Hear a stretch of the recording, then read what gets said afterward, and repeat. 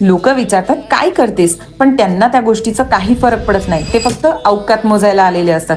नोकरी आहे तर किती पगाराचा, दुकान आहे तर किती चालतं, शेतकरी आहे तर किती एकर जमीन आहे.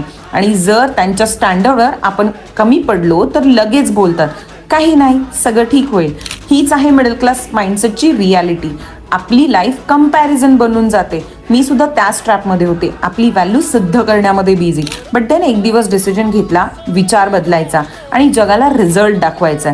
डिजिटल स्किल शिकून कॉन्टेंट क्रिएशनची जर्नी सुरू केली. हळूहळू माझं स्वतःचं काम बिल्ड केलं. आज लोक तेच विचारतात, तू सगळं कसं मॅनेज करतेस. पण आता उत्तर देण्याची गरजच वाटत नाही, कारण माझं काम माझी ओळख बनली आहे. मी कविता आहे आणि आजपर्यंत 1500 लोकांना गाईड केलेलं आहे कसं स्वतःसाठी नवीन दुनिया तयार करायची, जिथे व्हॅल्यू सर्टिफिकेटवर नाही तर स्किल आणि माइंडसेटवर ठरते.